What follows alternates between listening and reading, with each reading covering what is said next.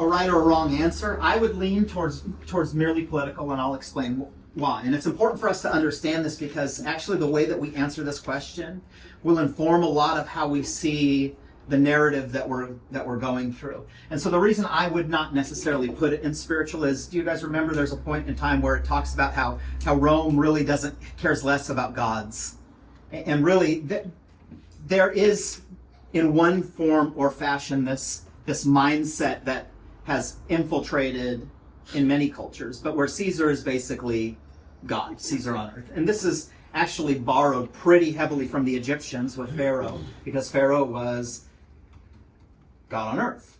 Caesar is in the same light. But Rome's real intention here, as far as the kingdom, is to advance. And so I think it has spiritual implications. But I think in this question, the way that we might want to frame it is, what is Rome trying to advance? But it's political authority and power. It's not putting forth anything that's necessarily spiritual, although I guess you could say whatever Caesar decrees would be the quote-unquote religion. But they're not really trying to further or advance their cause in that way. So yeah, I would say that Rome falls alongside here. Well, then what about the Jewish people, or let's just say Israel? I think that there's an aspect of both, but that it leans more politically. Yeah, what we're supposed to actually see is that what has really heavily been influenced here is this mindset of the Messiah who is to come, that is going to be what kind of a Messiah? Well, he's basically going to be, now remember this back to who Judah Ben-Hur was, right? He's a prince of Judea, and he's going to go, he decides he's going to go to Rome to do what? To learn how to fight like the Romans and use it against them. This is the mindset that has been set up within the context of the people of the time. They're awaiting the Messiah who is going to come back with a sword and an army to set up his own authority and to rule from a throne and to annihilate, in the natural sense, annihilate all of the enemies of God. And this is a clear, this is exactly how it's going to play out. And so what we need to see is that really this is, and in many ways this is mirroring then what Lew Wallace just experienced with the Civil War, because you have two sides of the country that were actually on the same side of the aisle as far as how they perceived things were going to get accomplished. It is going to be through might. There's an old adage that says might makes right. What does that mean? Might makes right. Who determines what's right and wrong? Yeah. If I have more power than you, then I get to say what the truth is. And of course we understand that to be just absolute nonsense, right? Because it doesn't have to, just because you have maybe a better army doesn't necessarily mean that you're justified or that you're good or that you're noble. And so this is everything that ultimately Book the Fourth is leading us to, this whole concept or idea of a kingdom. So if a kingdom, well, how about the kingdom of God? Let's answer this. Where's the kingdom of God stand? Spiritually. Spiritually. Not political at all? I think there's, a governance within it. Sure. But well, let's consider in the context of the culture in which we live, and this is something over the last, I don't know, you could say 20 years increasingly in the landscape of Christianity that has highly emphasized this mindset that the kingdom of God is meant to be have a political bent or a political order. And just by the fact of who we vote for, or how we vote, or that's how we're really going to take back control. That's how God is going to advance his purposes. We've really kind of gotten to this dangerous ground here. Now again, this is something Lew Wallace was very mindful of, right? Because he's considering a lot of different things after the Civil War.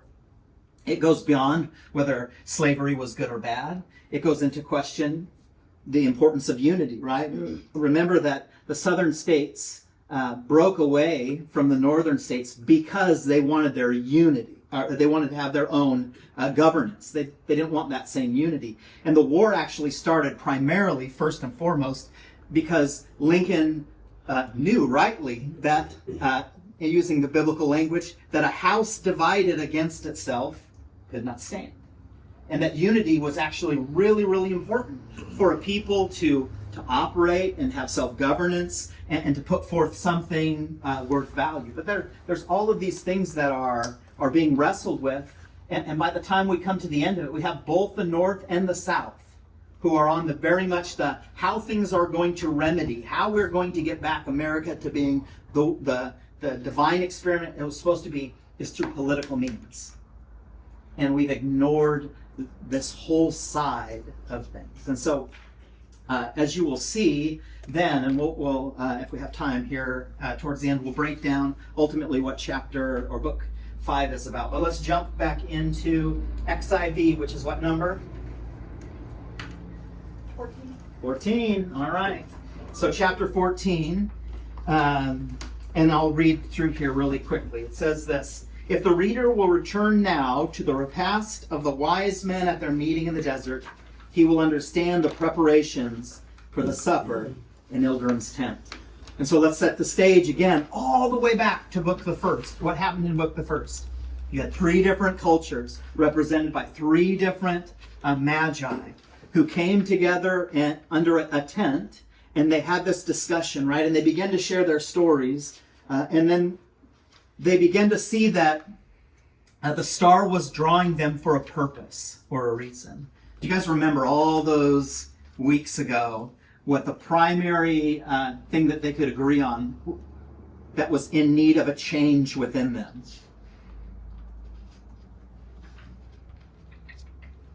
This color works. It was addressing the human soul. That was where their wrestling took place, right? And so they talked about, on the externals, they talked about all of their culture and all of the cultural upbringing and how they came to understand things. But fundamentally, what shifted for all of them as they were following the star was that they were drawn to a place of submission in their soul. And they asked themselves a question, or they were asking a question as they went along. They said, we're to seek he who is born the King of the Jews. Right? That was the whole nature of the star and the question that they would ask. And this was, of course, there was some opposition with Herod that came. But then they went and they saw the child, the Christ, and this had a radical impact upon them, right? We see these 3 characters have this pretty significant shift in their perspective. But really, it was not merely that they shifted on the outside, right? That's not really the nature of the story. But there was a shift within their inner man that really took place. And we could say that really is what made the wise men, the Magi, wise. Is because that they came to a place of submission and humility and turning their life over, so that they really found a measure of wholeness or completeness in the very deepest recesses of who they were. They were fundamentally and radically changed as a result of that interaction. And then they also talked about how the star represented something. And so they don't really talk about the star necessarily as just a natural phenomenon, but they would equate the star to actually being the leading of the Spirit.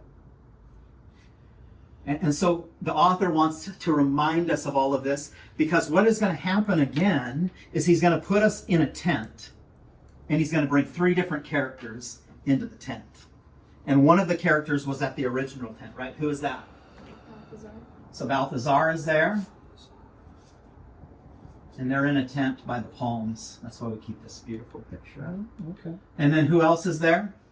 Sheik Ilderim? The Sheik. The Sheik is easier. Ilderim. Sheik Ilderim. Is that actually how you say it? Yeah. And then who else?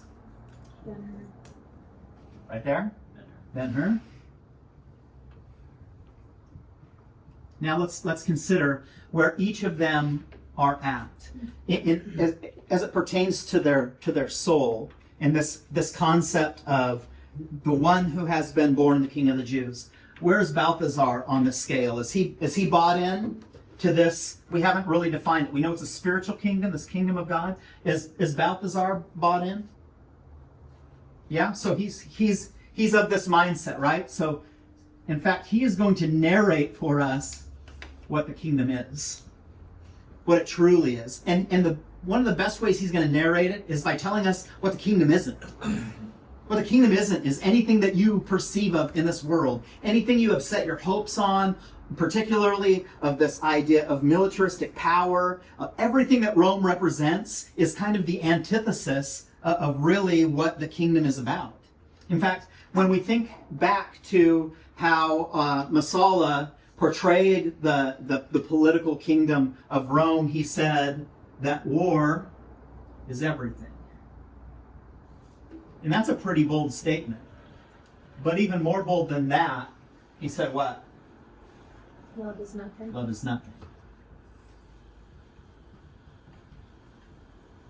Again, this is a major, major theme that we're supposed to continue to track with, right? And if war is everything, then it would stand to reason that if we didn't fight with swords, we might reduce it down to trying to have conquest through chariot races. Or verbal sparring, yeah.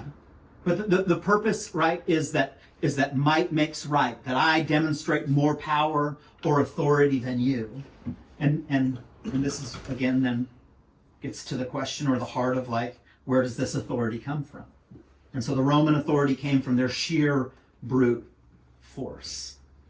Okay, and so what about Ilderim? What do we know about Ilderim? Doesn't like Rome very much. He doesn't like Rome very much. And so where is his mind, do you think? Is he leaning towards this kingdom way that Balthazar is going to talk about? Or is he still in the political camp? Yeah, I would say he is very much still in the political camp. I mean, and he's not necessarily opposed to the spiritual thing, right? But he's Arab. He has a totally different mindset than that. And as long as Rome is gotten rid of, like, all the better for him, right? And so we see him as kind of this character that kind of sits in the middle and is kind of really fixed in his opinions. He doesn't seem really like he's ready to give his heart over to this new way of thinking, but he is drawn to it, but he's resistant to it. And he's drawn to it, though, in the sense of, like, what this kingdom that is being presented has to offer is actually the destruction of Rome. And so he's really not getting the point. It just aligns with whatever's already fitting with his worldview. Yeah, right. He kind of shoehorns it in. This is what I think, and this is what I feel, and this is what I want. So I'm gonna see how this fits into my own theology understanding. If it works for me, then that's great. Well, what about Judah Ben-Hur? How does he come into the tent? It's actually the or right there. Yeah, he's right. He's checking it out. He's gonna weigh this out. He's drawn to it. We've seen that, right? There's something about this story that he's really drawn to, and slowly the breadcrumbs have led him here to Balthazar, and Balthazar is going to play a major and critical role for him again. In many ways, what Balthazar will become is like another father to him. And it's the counsel or the wisdom that Balthazar represents that will be paternal in nature. And so this will be actually something that separates out, remember, his first culture, right? The son of Hur, where that's the Jewish culture. And then Arius, who represents being a son of Rome. And then Balthazar will represent like a father who brings wise counsel, the counsel of the kingdom. Okay, moving down a little bit more on the next few pages. We'll get again where the author, in a real helpful way, will say the reader, meaning that we should focus in, right? The reader who recollects the history of Balthazar is given by himself at the meeting in the desert, will understand the effect of Ben-Hur's assertion of disinterestedness upon that worthy. In his devotion to men, there had been, it will be remembered, no distinctions, while the redemption which had been promised him in the way of reward, the redemption for which he was waiting, was universal. To him, therefore, the assertion sounded somewhat like an echo of himself, And so this is what Ben-Hur is wrestling with, is what he is pursuing to answer himself, or is what he is pursuing actual truth? And what's the difference there? If I pursue something with my own personal mind made up, and this is what Ilderim represents a little bit, this is what I want. Right? I want a king. I want a Messiah who will return with authority and power, the best horse, the best swords, the best army, and will slaughter Rome. If that's what I want, then what I will search for and what I will look for and try to find will be what? Yeah, people who represent that. And so, knowing what we know about Christ, about Jesus as a human, right? And thinking in particular about the interactions that you guys have even discussed, if I had the mindset I'm looking for a military master, would it not then have been easy to miss who Jesus was completely? See, this was the problem of the culture at that time, why it went so far above people's heads, because their expectation of what God was going to do was so fixed in their mind, because they were actually looking at what? The wrong kinds of things. The wrong kind of perceptions. And so we see that as Ben-Hur comes into this, he has his mind made up in one sense. And one of the questions that we might have to ask ourselves is, will our friend here, Balthazar, be successful? And so let's parse this out a little bit more before we continue.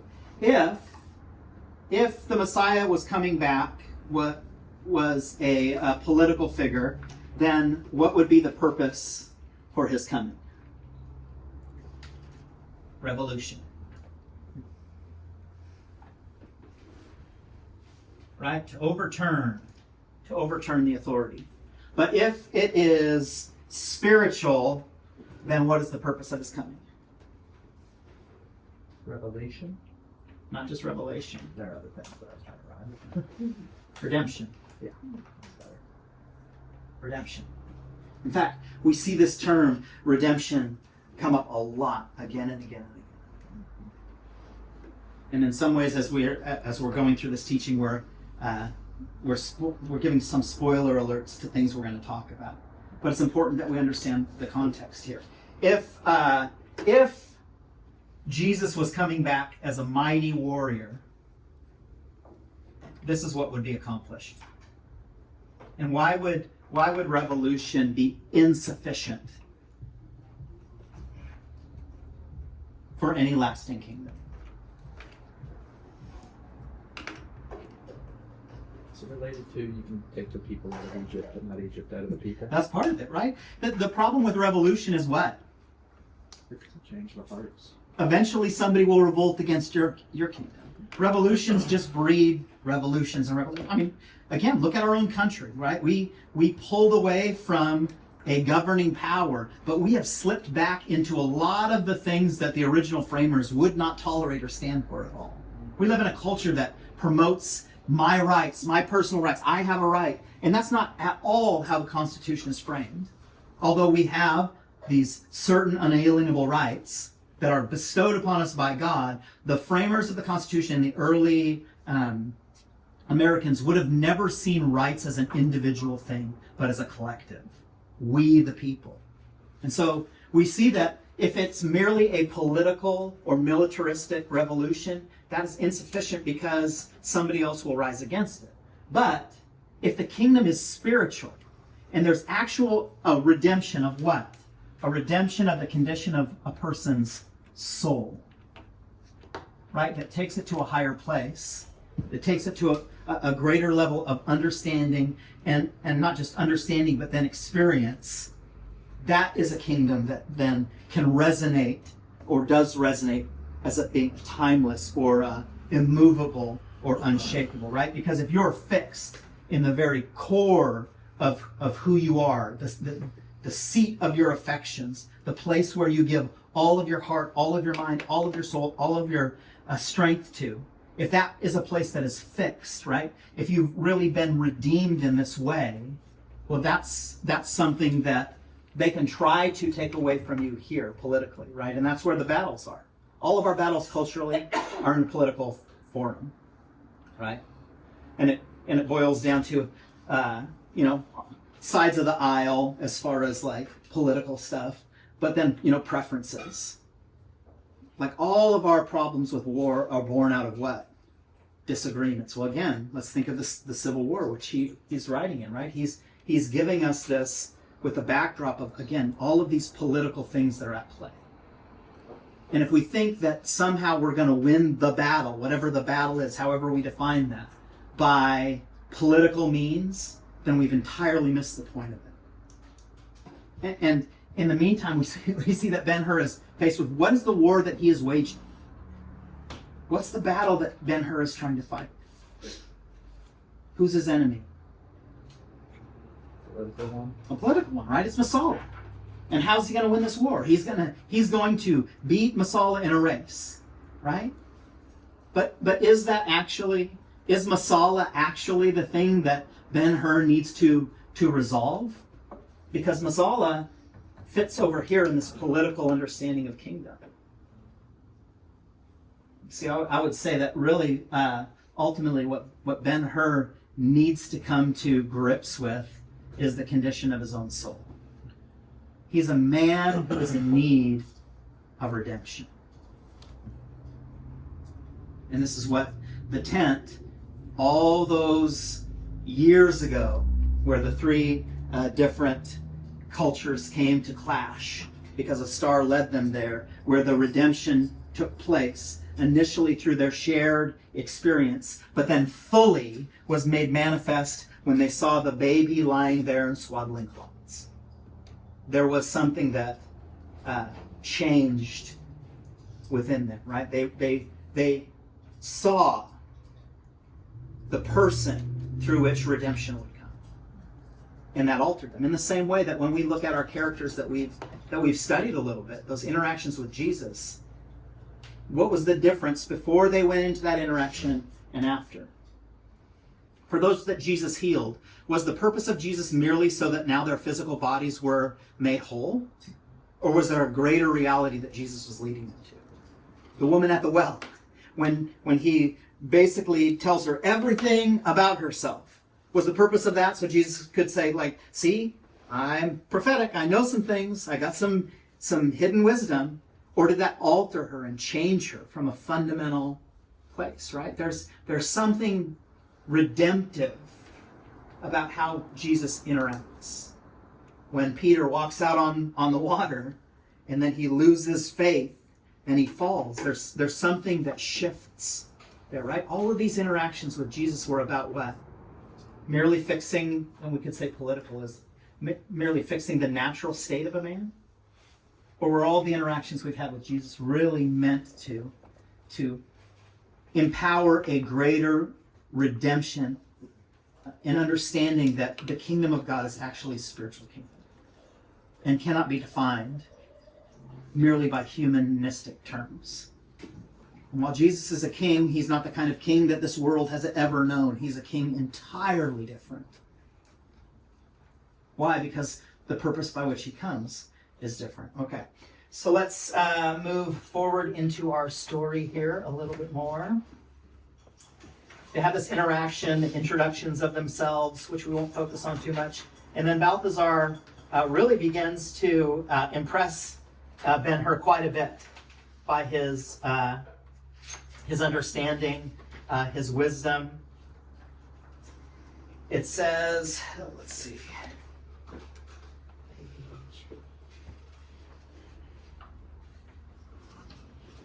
That Ben-Hur received it as became a man listening to a revelation of deep concern. Remember, revelation being an unveiling, this apocalypto, right? There's this revelation now that's coming from Balthazar's mouth to Ben-Hur's ears, to a deep concern to all humanity, and to none of more concern than the people of Israel. In his mind, as we shall presently see, there was crystallizing an idea which was to change his course of life, if not absorb it absolutely. And so what do we need to know? That there's something fundamental about this conversation that is going to shift Judah. But the question is what? Is what's going to shift him? Is he's going to be even more deeply entrenched in what he always thought of, what he's pursuing? Or is he going to be pulled over to this different way of understanding? And so as Balthazar begins to share this tale, right, of this Christ child and his birth, we end that chapter actually with him presenting to us two questions. We've already answered them in part. But the first one is, where is the Christ child?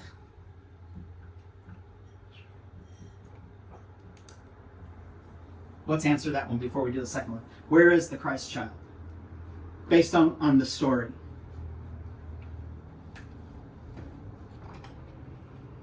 He assumes he's got to be walking around, right? We're going to get into this. Like, he's got to be walking around and telling his story. But what do we know? The most important part of that. How would we answer that? He's alive. That's what's critical. He's still a person to be sought out. He's still present. There's still someone who can give us the answers that our soul is longing for. And the second question that he asked, and we've answered, what was his mission? What is Jesus' mission?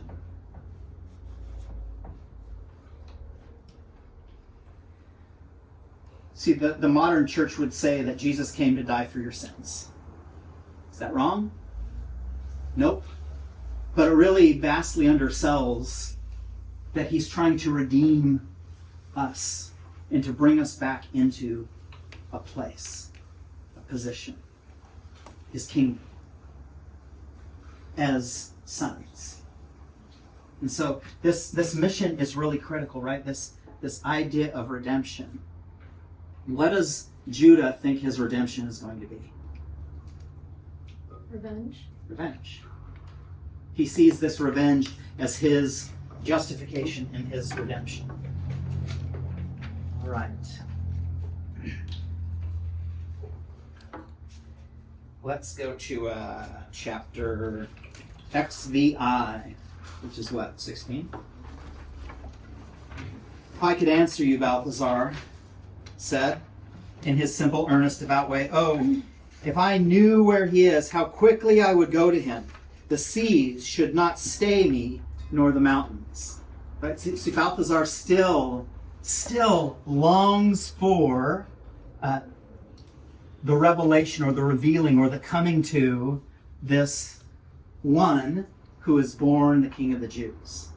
Right? In fact, we get this impression that if he knew precisely where Jesus was in the moment, he would drop that whole conversation and he would be heading in that direction. A smile flitted across the face of the Egyptian. The first task I charged myself with after leaving the shelter given me in the desert, Balthazar cast a grateful look at Ilderim, was to learn what became of the child. But a year had passed, and I dared not go up to Judea in person, for Herod still held the throne, bloody-minded as ever. In Egypt, upon my return, there were a few friends to believe this wonderful things I told of them, what I had seen and heard. A few who rejoiced with me that a Redeemer was born. A few who were never tired of the story. Some of them came up for me looking after the child. They went first to Bethlehem and found there the Khan in the cave. But the steward, he who sat at the gate the night of the birth, and the night we came following the star, was gone. The king had taken him away, and he was no more seen. But they found some proofs. Surely, said Ben-Hur eagerly. Yes, proofs written in blood, a village in mourning, mothers yet crying for their little ones. You must know, when Herod heard of our flight, he sent down a slew, the youngest born of the children of Bethlehem. No, not one escaped. The faith of my messengers was confirmed, but they came to me saying the child was dead, slain with the other innocents. Right? We've read this story, the massacre of the innocents. But what was the at work and the machinations in the mind of the enemy? Was to kill Jesus, certainly, But short of that, what had kind of played itself out in the culture of the time?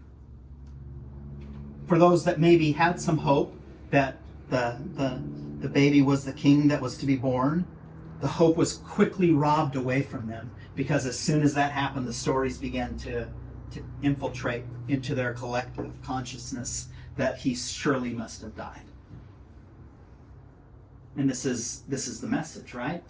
That is told throughout those parts. In fact, we'll get to a place here where Balthazar was said, well, I told you that they told me that he was dead, but I actually don't believe that at all. But why? Why do you think Balthazar is so convinced? Why is Balthazar so convinced that Christ did not die in the murder of all of the children? Because he is to be king of the Jews. Yeah. Because he knew the mission. And because this mission was not yet accomplished, right? It stands to reason to him to say, well, if God has not accomplished his mission, the purpose for sending the son, the king here, then he's got to be alive, right? And those two questions go hand in hand. He's alive because he hasn't completed his mission. And because he hasn't completed his mission, he's still alive. And that elicits great hope, not just for himself, but it should elicit great hope in any who will hear. But if that's not enough, Balthazar then begins to speak in terms of what is the kingdom. What is the kingdom? He says this: the redemption was the work for which the child was born. What's the redemption?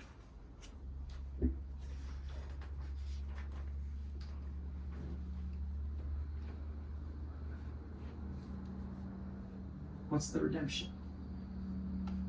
What does it mean to redeem something?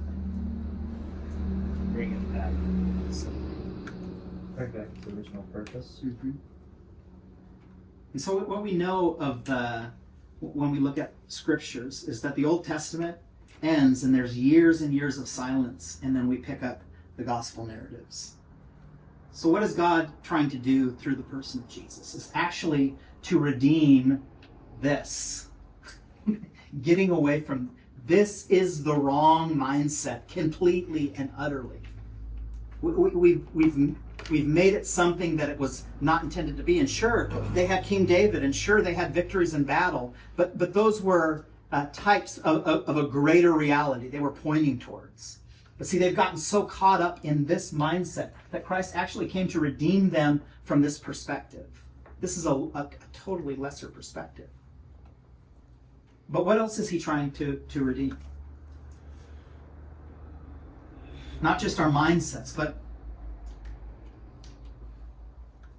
how we position our hearts, right? Our desires. Well, what about our strength? What about what we do with our hands? Is he redeeming that? And so it's fair to say then that redemption is for the whole person, right?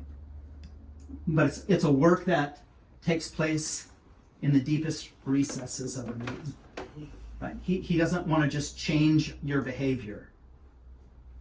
He wants to change the very nature, right? This is getting back to him really ultimately then going back to the biblical language of the garden where we were created in God's image and likeness. He's trying to redeem us, right? Bring us under God's image and likeness again, becoming who we ought to be, being led by the Spirit. And so long as the promise abides, not even death can separate him from his work until it is fulfilled. Or at least to say, the way of fulfillment. Take you that now as one reason for my belief, then give me further attention. And so when we see Jesus show up on the scene, he talks about this fulfillment, right? He says, I did not come to abolish the law. See, that's political language that he's addressing. I didn't come to abolish it. I came to what? Fulfill it. For it to be fully redeemed in the way that it ought to be understood. I came to be an exemplar, an example of this way of life. Now again, let's pause here for a minute. What must be going through Judah Ben-Hur's mind at this moment? Or you guys read the story. What was going through his heart and mind?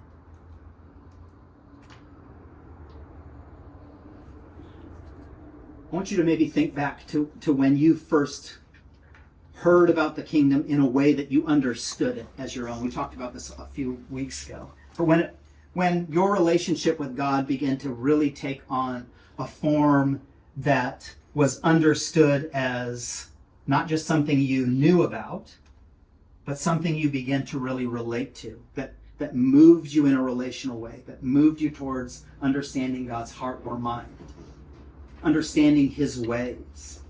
Well, I think one way we answer that as well, we're still in process. So there's still a lot more, right? But can you remember that time where it became real to you? Where there was something that was different, right? And in some ways it's difficult to really put that into words, because how do you explain a fundamental shift that takes place in the inner man? Except, and I think The Chosen does this a real good service, right? I was one way, and now I'm another, right? That's the best way you can just explain it. I don't know how to say it, but this is who I was, and this is where I am. And then, right, as you go through, your life begins to bear out this measure of fruitfulness. Feel free to jump in whenever, Tim. Moving forward here. Are you still in his exposition? Yes, we're getting towards the end of the penultimate chapter here, where he will say this: there is a kingdom on the earth, though it is not of it, a kingdom of wider bounds than the earth, wider than the sea and the earth, though they are rolled together as finest gold and spread by the beating of hammers. Its existence is a fact, as our hearts are facts, and we journey through it from birth to death without seeing it. Nor shall any man see it until he hath first known his own soul. For the kingdom is not for him, but for his soul. And in its dominion there is glory such as hath not entered imagination. Original, incomparable, impossible of increase. Original meaning what? There is no other like it.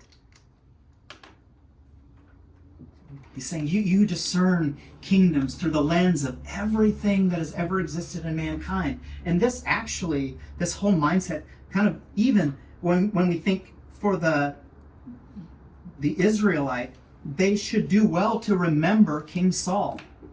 Right? You remember King Saul? He's the tall guy, the strong guy, good-looking guy, first king, right? But why was he a king to begin with? Because the people wanted a king. Yeah. They wanted a king, but what kind of king did they want? Because they looked out at all of the other nations and they wanted a king like everyone else had. But see, this king is original. Totally different. And what this actually tells us of is it's unique, even though we see in the Old Testament, right, that David really represents as a man after God's own heart. He really represents probably as close as we can get to this person of Jesus, right? But he's a type or a shadow, so he of course falls short of this. So it's original in the sense that nowhere in historical past nor future will there ever be another like it. Incomparable, right? And that's again to this point of like when we use Old Testament language and we say that things are types and shadows, what we're of course saying, or when we use analogies, we're saying this is kind of the best way I can try to explain it to you, but it goes so far beyond that. So I can compare it so that maybe you have a general understanding of the direction I'm pointing to you, but you can never take the work of Jesus and the person of Jesus and the kingdom of God and say it's exactly this thing. And this is why Jesus, I think, even will talk in parables and say, well, the kingdom of heaven is like this. And what is he actually doing? He's drawing us into a deeper level of understanding, but it's something that needs to transact here within the spiritual side of man, right? Deep within the soul, where that can't be measured out by our understanding. It's not just an intellectual thing, right? And so we can hear those parables even, and we can say, oh, I understand it. But again, it's not meant to appeal to us because it's not comparable. And it's impossible to increase. What does that mean? Impossible to increase. It's perfect. Yeah, it's completely fulfilled. It's exactly how God has designed it to be. And so there's nothing that you and I can do to add to it.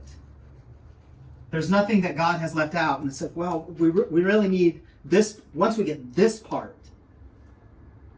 And so this is, again, how we have to look outside of our own definition of timeline, right? We have a fixed beginning, our present, and our end. God is ever present. And so there's, in that realm, right, the present, which would be our future, but his present. Anything yet, Tim?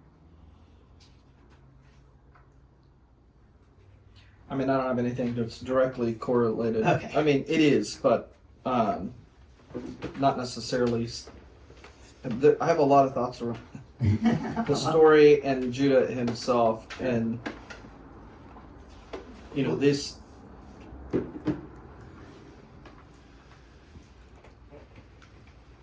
If I remember right, he comes away from that discussion and doesn't really know what to think. He's not sure whether or not Balthazar is on spot or in his right mind. There's obviously something really intriguing about it to him, but he doesn't understand the nature of that kingdom. He hasn't quite grasped that that's something that it's not really something he ever even considered as a possibility for existence, and now he is faced with a challenge. So I'm going to lay out kind of and by layout, I don't mean take a bunch of time. I just mean something that you can chew on as you continue the story. Because Judah, in many ways, is the perfect Messiah. He is the Messiah. Judah is the Jewish Messiah. He's born of nobility. He's born without obscurity. So he has appointment and presence because of his lineage, even in his tribe. He's born of the tribe of Judah. And he has wit, he has influence, and now he understands the plight of the people through his own sufferings outside of his early life experience. And now he has been forged through suffering to know how to overcome the enemy. And so there are two things that are happening right now. And, who knows how it's going to play out. But we know Jesus to be the Messiah, but we also know what is expected of the Messiah. And so Judah personally is going to have to go through the temptation of Christ. So remember that Satan took Jesus at several points and offered him a kingdom. Well, Judah's going to have to decide. So in essence, Judah is this crazy word you're going to have to handle. He is the Antichrist. He is the purest definition of Antichrist. It's a very odd title to put on, what seems to be the protagonist of a story, of a narrative. But what will he be? And I think part of what Justin has drawn out by way of how we may not be like Judah in every way. We may be maybe we're not male, we're female. Maybe we're not as nobly birthed or highly educated or as strong and strong-willed, but there's so much presented by way of the inner aspects of this person and his desire for justice, and his desire for love, and his desire for the things that seem to be right, and giving himself in his nobility of cause, throwing away the general's ring in the water, all those things really. Even if that's not who you are, you relate to that in a way that it draws you to his case, his side, his perspective. And, part of what, subtly or not, and purposefully or not, that character is drawing out of you is, and be looking for this, the Antichrist spirit. The spirit of Antichrist. And what will judge it? And so it's really fascinating to me to see this put in this story, because this moment is where that mindset is challenged by another, and it's similar to the temptation in the desert with Jesus, because it is at this point that from here out, and even he continues to pursue certain things. So again, and it applies to every single relationship in the book that has been brought forth thus far, and to what end with each one, we don't know yet. But the mindset here in relationship to what the Messiah really is, not just who. This is not necessarily about identifying who the Messiah is. It's really to understand what the Messiah is.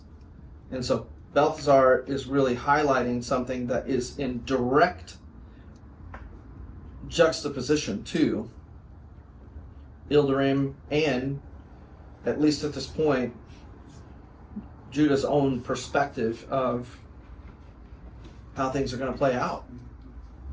And it's a pretty troubling story. It doesn't get easier from here. It's almost like this is where things really get troubled. And you would think that's not the case because he's already been through so much.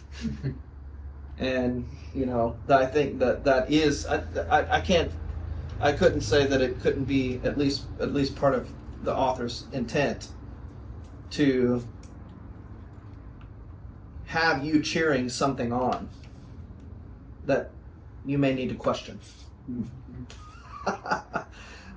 So that will play out in the next section of the stories of the story itself. Anyway, those were my primary thoughts around that, because the rest of the book unfolded in my mind from that point, but this was the big division. Yep. This marked, I don't know if it's the halfway point of the book, but it definitely marked the division of something is going to play out one way or another.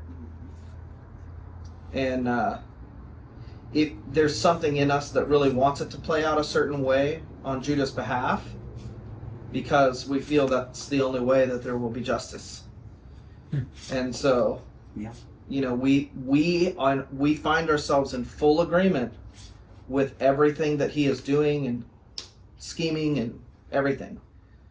So that's an interesting spot to come to, because it's very much having to do with the way that we perceive the outworking of God's justice and power in our own individual lives too. So Thank you. Super helpful. And I think it's the exact perspective that we are to come away with. And so, in this light, Judah represents the political. Jesus obviously represents the spiritual. But he asked this question, and it's a question we should ask ourselves as we get to this point in the book. And it's how we might want to answer through the remainder of the book. Where are we looking to for redemption? How does the book have to end to represent true redemption? And is that in keeping with what you want in your heart? Or is what you want in your heart this political reality to come forth, that Messiah gets his, that Rome is undone? What do you want out of that? And it's kind of how the chapter ends here by this.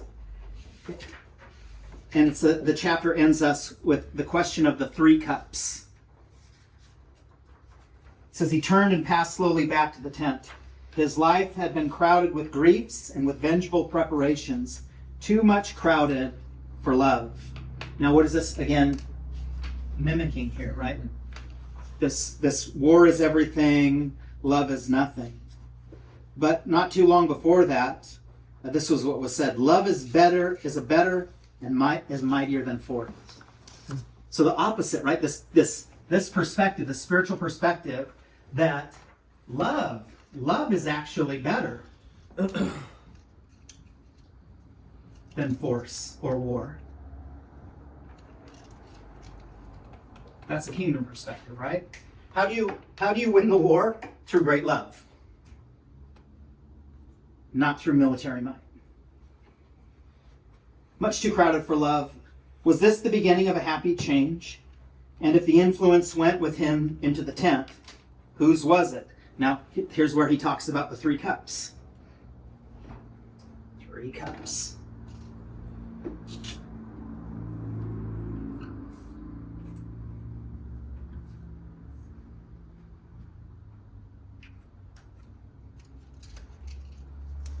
Esther had given him a cup. What does that cup represent? This is a question you should answer for yourself, because the author, again, is really intentional here. What does that mean? So had the Egyptian. Who's the Egyptian? Iris?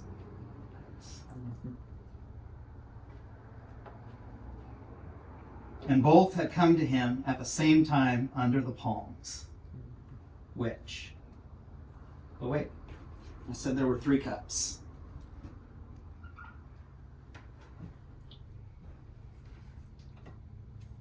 Look the second.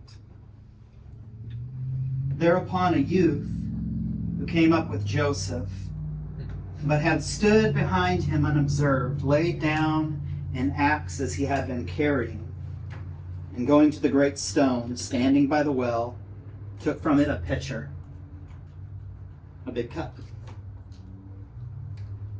of water.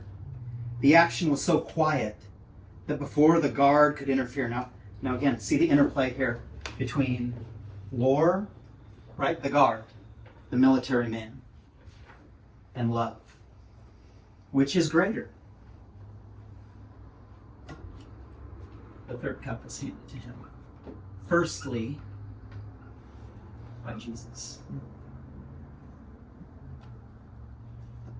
The action was so quiet that before the guard could interfere, had they been disposed to do so, he was stooping over the prisoner and offering him a drink. We just read the story of the woman at the well. What is Jesus talking about when he says that, right? If you knew, if you only knew who was before you. Which is the better cup? These 3 cups represent 3 different cultures. But what cultures they are will be revealed to us shortly. We know the one, right? Jesus, that culture is pretty easy to read into. The hand laid kindly upon his shoulder awoke the unfortunate Judah, and looking up, he saw a face he never forgot. The face of a boy about his own age. Notice, again, I think Tim was so helpful in bringing out these parallels, about his same age. That's intentional on the author's part. Again, who are they looking for? They're looking for somebody about this age. Judah certainly looks the part. Shaded by locks of yellowish bright chestnut hair, a face lighted by dark blue eyes, at the time so soft, so appealing, so full of love and holy purpose. that they had all the power of command and will. The spirit of the Jew hardened, though it was by days and nights of suffering, and so embittered by wrong that its dreams of revenge took in all the world, melted under the stranger's look, and became as a child's. Where's that reference found? In the New Testament. To have faith like what? Like a child. So we see actually what we already know to be true, right? The answer for Judah, the condition of his soul, has already been presented to him. He really needs, in one sense, all Balthazar is really sharing with him should be confirmation within him. It should be the very truth he learned all those years ago. But the problem is that Judah for too long has been drinking from the wrong cup. He's been surrounded by the wrong influence, and his heart and mind have been set towards the wrong purposes. And so, yeah, this is the culminating action of the entire book. This is the place we are supposed to come to and be faced with the mirror in front of our face. How do we want the story to end? It lays bare and exposes the condition of this, where our soul is at. And it's intended for us then, through the rest of the book, to not get away from this release that most books want to give you, like the culminating action. You're like, whew, finally that's done. But really what this does is it actually sets up the rest of it.